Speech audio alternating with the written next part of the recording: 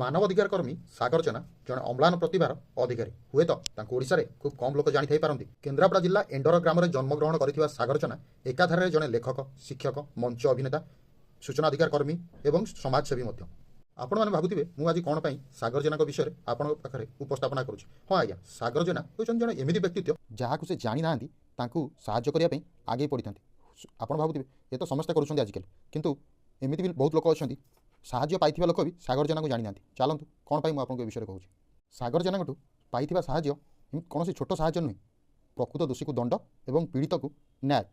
ଆପଣ ଶୁଣିଲେ ଆଶ୍ଚର୍ଯ୍ୟ ହେବେ କି ସାଗର ଜେନା ତାଙ୍କ ଜୀବନରେ କେନ୍ଦ୍ରାପଡ଼ା ଗର୍ଦ୍ଦପୁରର ବ୍ରଜକିଶୋର ତ୍ରିପାଠୀଙ୍କ 25 ବର୍ଷ ଧରି ପାଉନଥିବା ପେନ୍ସନ୍ ଘଟଣା ହେଉ କି ମମିତା ମେହେର ଘଟଣା, କିମ୍ବା ବଡ଼ବିଲରେ ଗର୍ଭବତୀ ସ୍ତ୍ରୀ ଲୋକଙ୍କୁ ଦୁଷ୍କର୍ମ ଘଟଣା ହେଉ, କିମ୍ବା କଟକ ବଡ଼ ମେଡ଼ିକାଲରେ ମହିଳା ସୁଇପରଙ୍କୁ ଦୁଷ୍କର୍ମ ଘଟଣା, କେବଳ ଓଡ଼ିଶା ନୁହେଁ ଓଡ଼ିଶା ବାହାରେ ମଧ୍ୟ, ଯେମିତିକି ରାଜସ୍ଥାନର ଶିକ୍ଷକଙ୍କ ଦ୍ୱାରା 11 ବର୍ଷ ଛାତ୍ରୀକୁ ବଳାତ୍କାର ଘଟଣା ହେଉ, କିମ୍ବା ଜାମ୍ମୁ କାଶ୍ମୀରରେ ଏସିଡ୍ ଆଟାକ୍ ଘଟଣା ହେଉ, କିମ୍ବା ମଧ୍ୟପ୍ରଦେଶରେ VIP ସର୍କିଟ୍ ହାଉସ୍ରେ ଛାତ୍ରୀଙ୍କୁ ବଳାତ୍କାର ଘଟଣା କତରୁ ଆରମ୍ଭ କରି ସବୁଠୁ ଚାଞ୍ଚଲ୍ୟକର 2020 ମସିହାରେ ଘଟିଥିବା ହାଥରାସ୍ ଗ୍ୟାଙ୍ଗରେପ୍ ଆଣ୍ଡ ମର୍ଡର ଘଟଣା ଭଳି ଘଟଣାରେ ସାଗର ଜେନା ଜାତୀୟ ମାନବ ଅଧିକାର କମିଶନଙ୍କ ପାଖରେ କେସ୍ ଫାଇଲ୍ କରି ଦୋଷୀକୁ ଉପଯୁକ୍ତ ଦଣ୍ଡ ସହିତ ପୀଡ଼ିତଙ୍କୁ ନ୍ୟାୟ ଏବଂ କ୍ଷତିପୂରଣ।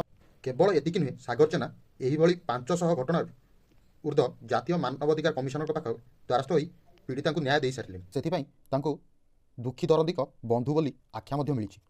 କିନ୍ତୁ ଦୁଃଖର ବିଷୟ ଏହିକି ଯେ ସାଗର ଭାଇ ଗତ 40 ଦିନ ହେବ କଟକ ବଡ଼ ମେଡ଼ିକାଲରେ ଚିକିତ୍ସିତ ହୋଇ ଘରକୁ ଫେରିଛନ୍ତି, କିନ୍ତୁ ସମ୍ପୂର୍ଣ୍ଣ ସୁସ୍ଥ ହୋଇନାହାନ୍ତି। ମୁଁ ସମସ୍ତଙ୍କ ପାଖରେ ପ୍ରାର୍ଥନା କରିବି, ପବିତ୍ର ନବରାତ୍ରିରେ ଜଗତଜନନୀ ମା ଦୁର୍ଗାଙ୍କ ପାଖରେ ସାଗର ଭାଇଙ୍କ ଆଶୁ ଆରୋଗ୍ୟ କାମନା କରି ସମସ୍ତେ ପ୍ରାର୍ଥନା କରିବା ପାଇଁ। କାହିଁକିନା ସାଗର ଭାଇଙ୍କ ଭଳି କେନ୍ଦ୍ରାପଡ଼ାର ଜଣେ ଉଜ୍ଜଳ ସୁନ୍ଦର ତାରକା ପୁଣି ପୂର୍ବପରି ଚମକି ଉଠନ୍ତୁ। ଏହିଭଳି ଭିଡ଼ିଓ ଦେଖିବା ପାଇଁ ମୋ ଚ୍ୟାନେଲକୁ ଲାଇକ୍, ସେୟାର ଏବଂ ସବସ୍କ୍ରାଇବ୍ କରନ୍ତୁ। ଜୟ ଜଗନ୍ନାଥ।